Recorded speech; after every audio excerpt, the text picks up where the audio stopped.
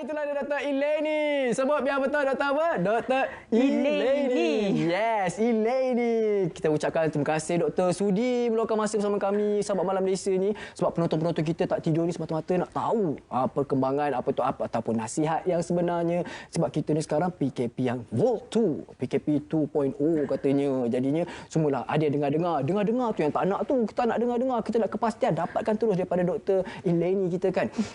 Macam mana ya untuk kuarantin? Katanya kuarantin lain dah sekarang ni. Daripada 14 jadi 10. Lepas tu kuarantin di rumah. Bermula pada minggu ini. Macam mana itu doktor? Okey. So, okeylah. First, terima kasihlah sebab jemput saya ke semalam ni ya. Sama. Okey, so sekarang ni kita ada berita bagus untuk pesakit-pesakit COVID positif. So mulai dalam minggu ni lah kita dah start kerajaan kita sebab seperti yang kita tahu kan, setiap hari kes bertambah dalam ribuan. Hari ini pun dah tertinggi. 4,275 kes. So, kemampuan untuk PKRC itu di Maib Serdang kita ataupun hospital nak menampung semua kes positif COVID ni dah melampaui apa yang kita boleh dapat lah. Okay, so apa yang kita dah buat sekarang, kita dah isytiharkan is that kita mempertimbangkan kes-kes COVID tidak bergejala. And berita baik dia ialah kita membenarkan diorang berkuarantin di rumah. Tapi kalau diorang penuhi syarat-syarat tertentu lah. Ya, syarat-syarat perlu dipenuhi juga. Pasal rumahnya macam mana pula ya? So, okey, syarat-syarat dengar Okey. So, first, you tak boleh ada gejala. Atau kalau you ada pun gejala ringan. Contohnya macam sakit tekak, sesama sikit-sikit tu, tapi you still boleh jalan kaki, boleh bergerak. Okay, tak terlantar baring. So, okey. So, macam tu you boleh kuarantin di rumah. Nombor dua, you bukan dalam golongan yang berisiko tinggi. Darah tinggi, kecil manis, apa penyakit lah. Yes. Ataupun kalau you lebih daripada 60 tahun, kanak-kanak bawah 2 tahun, perempuan mengandung yang hamil, itu pun kita kira as risiko tinggi lah. Tak boleh kuarantin di rumah tak ya? Boleh. So kalau macam tu, kita akan admitkan diorang dekat hospital untuk pemantauan lanjut lah. Right. At the same time, bukan you je yang berisiko tinggi. Kalau orang dalam rumah you pun ada risiko tinggi, katalah ada ayah yang ada kecil manis, masalah jantung ke atau dialisis. Umur yang lebih daripada 60 pun. Yeah, so bahaya kat ahli keluarga yang lain juga kan.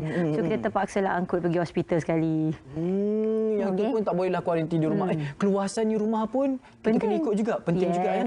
Kita tak kira square feet rumah lah. Kan? Kalau square feet rumah kesian lah doktor pula nak mengira pula double N ya keluasan dia macam ni. Taklah diikut kesesuaian rumah juga. Itu maknanya pihak hospital akan pantau rumah tu ke ataupun pesakit tu sendiri kena maklumkan. So sekarang ni bila kita dah decide that kita nak membenarkan kuarantin rumah untuk mereka yang tidak bergejala, kita dah tubuhkan satu CAC, itu COVID-19 Assessment Center.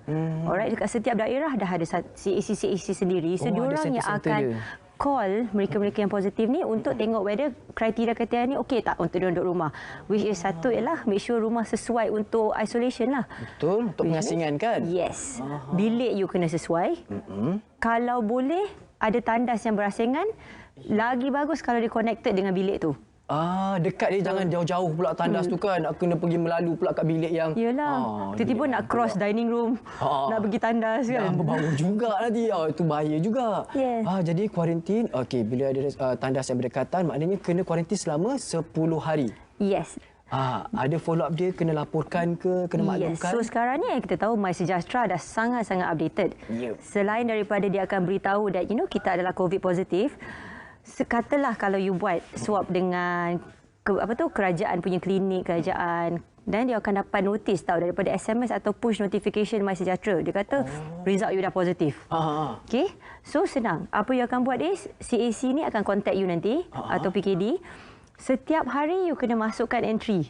Data mengatakan gejala ada ke tak ada. Kena update setiap hari. Yes. So bahagian CAC dia akan memantau gejala-gejala kita if dia semakin teruk ke tak. Kalau semakin teruk, dia akan panggil kita untuk masuk ke hospital lah. Yang tu kena angkut ke hospital lah. Yes. Yang ni pula ada yang bertanya ni, macam mana kalau kemungkinan ni kan antara kita, kaum keluarga, ahli saudara mara ataupun rakan-rakan kita yang terkena bila dapat keputusan positif COVID-19 yang rasakan panik. Alamak, ni macam mana dah dengar Dr. Elaini ni cakap, apa tu maknanya boleh kuarantin di rumah. Tapi apa yang perlu mereka tahu supaya mereka tak panik, doktor? So, ni kira kontak rapat lah. Kontak rapat. Okey. So sekarang yang kita paling risau yang merunsingkan sebenarnya is kontak rapat. Yep. Sebab yang saya tahu saya ada ramai kawan kaum keluarga yang bila dah jadi kontak rapat terus panik, terus pergi swab, swab negatif, terus keluar balik pergi kerja. Oh. So ni kira salah. Salah cara tu ya? Sebab walaupun kita negatif pada first swab kita, kita tak tahu dalam masa 10 hari lagi apa jadi kat kita kan? Ya, betul. Yes. Sebab itulah kena lengkapkan 10 hari kuarantin itu ya. Sebelum kita sedap-sedap je. Tengok dah negatif, seronok ya dia terus keluar rumah kan. Dan bagi doktor sendiri, pengalaman doktor kan. Mestilah saudara mara atau rakan-rakan terdekat ni, dah sibuk tanya. Maknanya ada segelintir ya, segelintir daripada kita ni yang kurang suka membaca, tak suka nak pergi dekat portal-portal KKM, MKN kan untuk dapatkan maklumat. Jadinya doktor selalu tak terima mesej-mesej salah. Mestilah sikit-sikit tanya. Sebab mereka ni kan ada yang paranoid. Setiap hari. Alah, kenapa kacau? Janganlah kacau doktor kan. Tak apa, dah biasa. Dah biasa. Jadi ada masa ke, sempat ke? Boleh. Main je lah phone tu. Main je lah phone tu. Kalau ada masa kan? Itulah. Kalau tak ada masa, reply lah 2-3 hari kemudian. 2-3 hari kemudian. Faham-faham ya. Janganlah pula ada yang sentap-sentap pula terasa. Kenapalah doktor ni tak balas? Sekolah dulu, satu sekolah selalu share-share makanan. Kali ni tak ada pula nak tolong share maklumat kan? Itulah kan, lupa kawan kan orang panggil. Minta maaf kan? Minta maaf. Bila kawan kita yang mana yang frontliner ni, kita kena hormat dia lah, kesian. Nak pakai PPE tu pun satu heavy kan? Dalam PPE, personal protection equipment tu, setiap hari kena pakai ke macam mana? Dia depends you kerja dekat mana. Ya. Dekat unit-unit dia. Kalau you memang akan ada kontak tu, jenis kita ada tim-tim yang akan pergi handle COVID positif semua ni, yes, diorang memang kena pakai setiap hari lah. Atau hari yang diorang akan jumpa patient macam tu. Macam saya yang kerja di Jabatan Kecemasan, kita akan pakai PPE juga. Tapi jika saya nak pergi attend dekat pesakit tu, saya akan pakai lebih. Alright?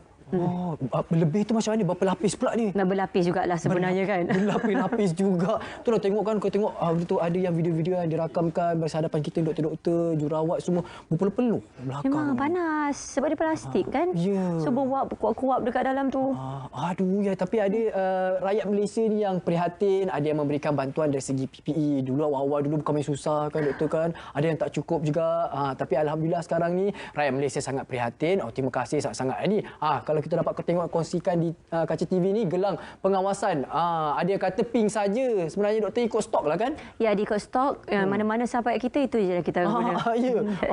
Datuk tak keliru ke nanti ada yang kata yang pregnant pun kena juga. Dia kata apa tu, ni bukan saya tu pregnant lah. Tu pakai tu macam mana? Ada perbezaan dia ke macam mana? Dia tak ada, ada tulisan dekat situ lah. Jangan malas membaca. Tengok tapi takut jugalah kan. Tapi kalau pergi dekat kan nak baca. Nak pergi dekat pula nak tengok kan. Tu memanglah kiranya apa main jarum sangat pula nak tahu semua benda kan. Tapi ada di antara kita juga yang tertanya bagaimana selepas kiranya sembuh 100%, kata nak 100% tak jugalah kan. Dah sembuh lah kiranya, dah boleh keluar, dah boleh bekerja, maknanya dah sembuh daripada COVID-19, ada stigma yang kurang enak ni lah, kata nanti kan akan menjangkit lagi ni. Bagi doktor, pengalaman doktor macam mana doktor? Tapi stigma tu memang susahlah kita nak handle. Macam especially dekat diorang di kawasan pedalaman. Apa saya dengar daripada Sabah semua dulu kan. Katalah ada seorang daripada kampung tu kena COVID. Lepas tu diorang nampak ambulans datang. So satu kampung dah kecoh. So diorang tak nak stigma tu tau. So diorang tak nak ditestkan. Diorang tak nak kena swab. Diorang tak nak. Alamak. Itu apa yang saya dapat dengar daripada diorang lah. Tapi kita di Selangor ni pula lain cerita. Lain cerita pula. Bila dah jadi kontak rapat yang tak payah. Sekarang ni.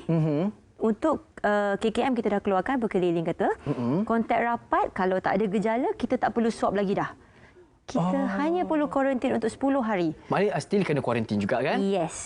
Kontak rapat maknanya mana yang pernah bersemuka dengan pesakit ya? Yes. COVID-19. Jadinya tak perlu swab-swab test Sepatutnya tak perlu swab lagi dah. Tapi kalau kita pergi klinik kesihatan, diorang tak akan swab tapi you akan dapat gelang tu lah. Dengan HSO untuk duduk rumah 10 hari. Kalau tak, bos suruh pergi kerja. Betul juga. Nanti kan bos pun tak tahulah. Yelah, kalau tak tengok tak ada pakai gelang kan. Dia tak pakai gelang pun bos suruh pergi kerja kadang-kadang. Janganlah macam tu, bos. Bos kena faham, bos. Kita ni masih lagi belum menang. Itulah, hari ni pun dah 4,000 lebih kan. 4,000 kes tertinggi. Alah, itulah yang sedihnya. Kalau macam doktor, pendapat doktor, kes ni macam mana, doktor? Apa tu, makin tinggi ni, adakah memanglah salah. Kemungkinan ada macam apa?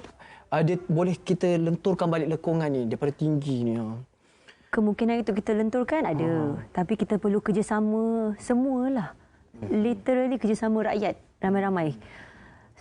Benda yang biasa kita orang cakap kan, patuhi SOP. Itu je. Dah ulang-ulang. Dah ulang setahun dah kan.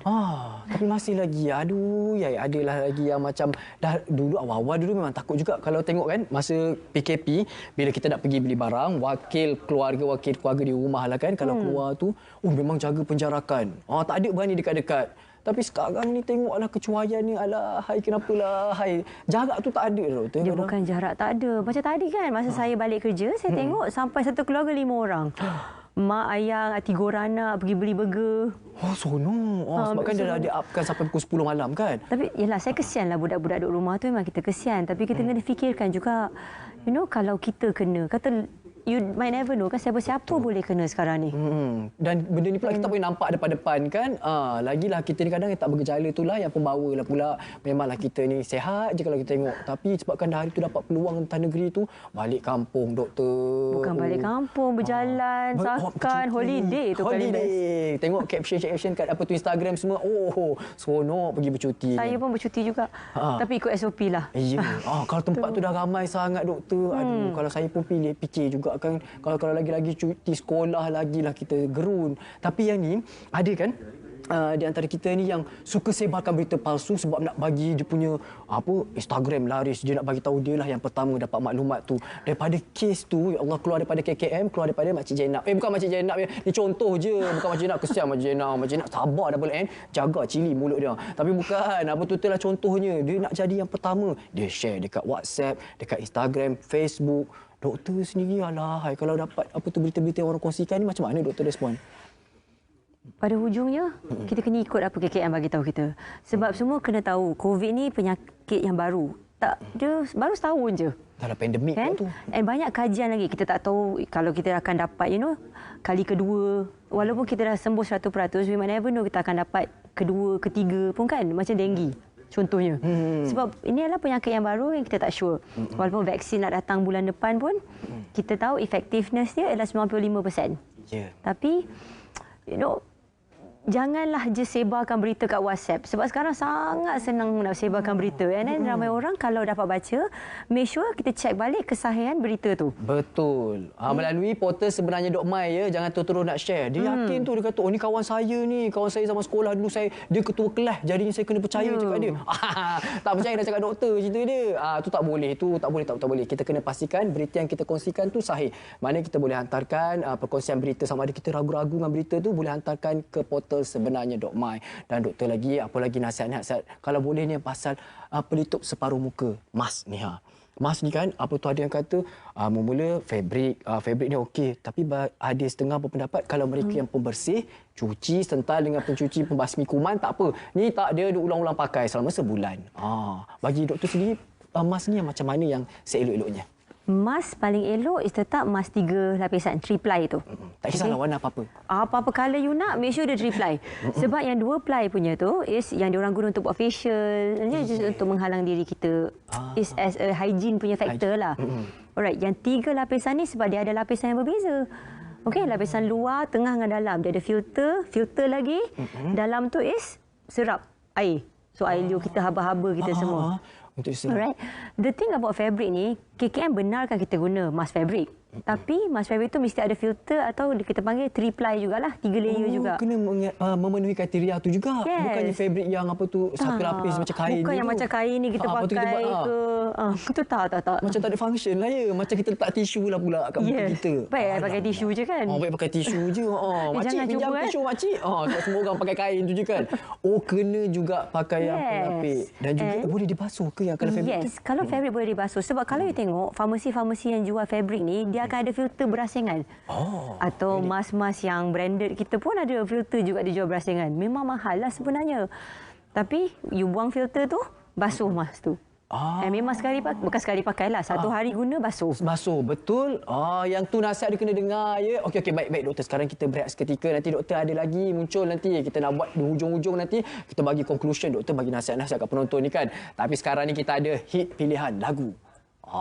Tahu tak lagu hit pilihan kita pada malam ini? Let's check it out lah doktor. Jom check it out. Selamat malam Malaysia.